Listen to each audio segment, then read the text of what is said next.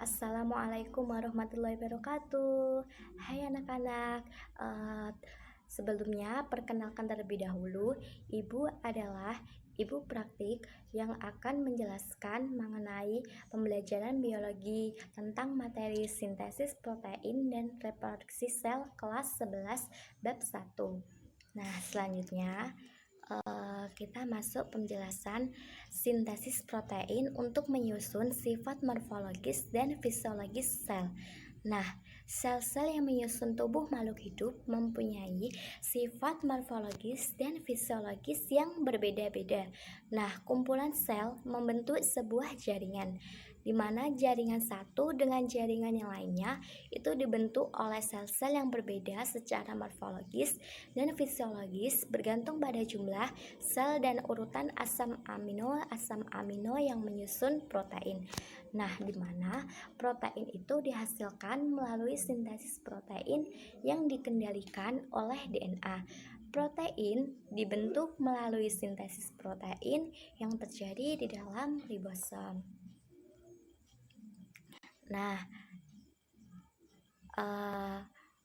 kalian sudah tahu apa pengertian sintesis protein? Belum tahu? Ibu jelaskan, apa sih pengertian sintesis protein?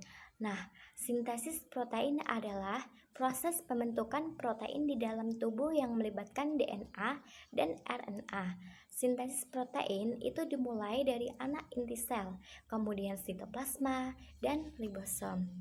Nah, selanjutnya tahapan sintesis protein, di mana tahapan sintesis protein itu terdapat dua tahapan. Yang pertama yaitu transkripsi, yang kedua yaitu translasi.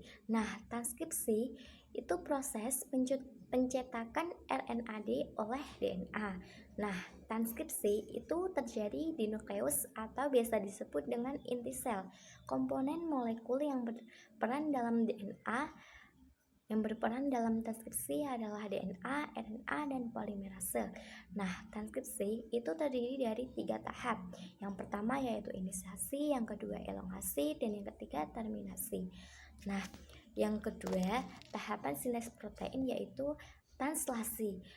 Translasi merupakan penerjemahan kode oleh RNAT yang dibawa oleh RNAD yang menjadi urutan asam-asam amino yang membentuk suatu polipeptida atau protein. Nah, translasi itu terjadi di dalam ribosom. Proses translasi itu ada 3 tahapan. Yang pertama, inisiasi atau permulaan. Yang kedua, elongasi atau pemanjangan, dan yang ketiga ada terminasi atau penyelesaian. Nah, di mana translasi pada mRNA itu dimulai pada kodon pertama atau kodon inisiasi translasi yang berupa ATG pada DNA atau AUG pada RNA. Nah, selanjutnya kita masuk pada subbab reproduksi sel. Apa sih sel? Nah, sel merupakan bagian terkecil yang menyusun tubuh kita, sehingga sel dapat melakukan pembelahan sel atau biasa disebut dengan reproduksi sel. Nah, ada berapa sih jenis reproduksi sel? Jenis reproduksi sel itu ada 3. Yang pertama yaitu amitosis, yang kedua yaitu mitosis, dan yang ketiga meiosis atau pembelahan reduksi. Nah, amitosis adalah reproduksi sel, di mana sel itu membelah diri secara langsung tanpa melalui tahap-tahapan pembelahan sel. Nah, pembelahan ini banyak dijumpai pada sel-sel yang bersifat prokariotik, contohnya pada bakteri. Nah, kemudian mitosis. Mitosis adalah reproduksi sel di mana sel membelah melalui tahap-tahap yang teratur, seperti profase, metafase, anafase, dan telofase. Nah, pada pembelahan mitosis, satu sel induk membelah diri menjadi 2 sel anakan. Nah, sel anakan ini mewarisi sifat sel induknya. dan memiliki jumlah sel kromosom yang sama dengan induknya. Nah, selanjutnya bisa dilihat pada gambar ini.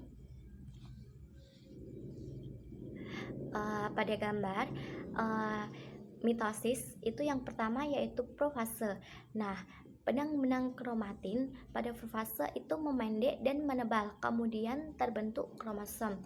Tiap-tiap kromosom membelah dan memanjang membentuk kromatin. Kemudian membran intinya mulai menghilang. Kemudian tahap yang kedua adalah metafase. Nah, kromosom-kromosom menempatkan diri di bidang tengah dari sel. Kemudian yang ketiga adalah anafase. Nah, sentromer itu membelah dan kedua kromatid memisahkan diri dan bergerak menuju kutub dari sel yang berlawanan. Kemudian adalah telofase. Nah, telofase adalah pada telofase awal terlihat mulai ada sekat yang memisahkan antara sel-sel anakan. Pada telofase akhir, nah terlihat sel-sel anakan sudah benar-benar terpisah. Nah, sekian penjelasan dari Ibu. Jika masih kurang paham bisa ditanyakan. Wassalamualaikum warahmatullahi wabarakatuh.